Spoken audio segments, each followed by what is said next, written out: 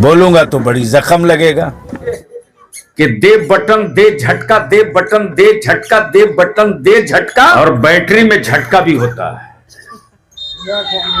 इसलिए सबका हिसाब किताब बेला में कर दीजिए, और जब गिनती हो तो माननीय नीतीश कुमार जी 1 नंबर पे, नेता 1 नंबर पे, प्रत्याशी 1 नंबर पे।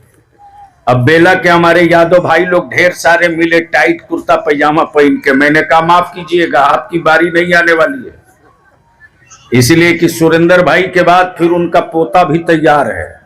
आपकी कहीं लॉटरी नहीं लगनी है। अगर किसी की लग सकती है तो माननीय नीतीश कुमार ही जी हैं। अमजद को भी 2 बार बोलो, लड़ाई कि नहीं लड़ाई? अरे बोलिए ना भाई, लड़ाई कि नहीं लड़ाई? तो इसलिए हम आखिर में यही आपसे अपील करेंगे, इस उम्मीद के साथ क्लियर बताइए, इज्जत बचेगी कि जाएगी? अरे जोर से बोल दो भैया, क्या नीतीश कुमार के साथ हैं? तीर पे बटन दबेगा तो सिर्फ बटन ही नहीं दबेगा, इसका असर क्या होगा वो भी बता दो। 1 नंबर पर जैसे ही आप बटन दबाइएगा तो ये जैसे ही बटन पड़ेगा वैसे ही बिजली का झटका लगेगा, वैसे ही झटका लगेगा। इसलिए बेला में तीर पर इतना बटन दबाइए, इतना बटन दबाइए, इतना बटन दबाइए कि दे बटन दे झटका, दे बटन दे झटका, दे बटन दे झटका। अररिया से लेकर के सीवान और मधुबनी तक का सारा हिसाब पूरा हो जाए, और दे बटन दे झटका, दे बटन दे झटका, दे बटन दे झटका। तो अब 3 बार पूछते हैं। हाँ, वैसे हम जानते हैं कि मगध है, मगध अगर पगड़ी बांध लिया तो अंग्रेजों को रगेत के दम लेता है। इसलिए कि मगध का अपना एक इतिहास और तारीख है, और अगर गौर से आंख लगा के देख लिया तो आसमान में तारा कहीं भी छुपा रहेगा, खोज के निकाल लेगा। इसलिए कि तरेगना बहुत दूर नहीं है, अब मगध आपके बगल में है। तो क्या बिल्कुल तीर छाप पर नीतीश कुमार जी के साथ हैं कि नहीं है? अरे हाथ उठा के बोलो ना भैया, हैं कि नहीं है? तो एक बार मेरे साथ नारा ठोक के लगा दीजिए, नीतीश कुमार जिंदाबाद, तीर छाप जिंदाबाद, नीतीश कुमार जिंदाबाद, तीर छाप जिंदाबाद। हमारा बटन कहां दबेगा? हमारा बटन कहां दबेगा? बेलागंज वालों का बटन कहां दबेगा? आपने इतना वक्त दिया, इसके लिए आप तमाम लोग आए हैं। क्या माहौल दिख रहा है नीतीश कुमार? देखिए, किसी भी धर्म, किसी भी मजहब, किसी भी जात,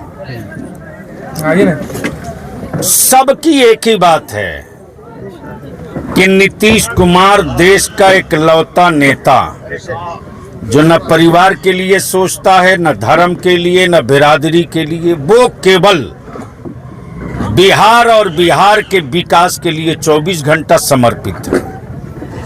इसलिए एक आम फीलिंग है कि इस बाई इलेक्शन में वन साइड सभी धर्म, सभी जात, सभी मजहब के लोगों का है कि नीतीश कुमार जी ने विकास को ऊपर किया है।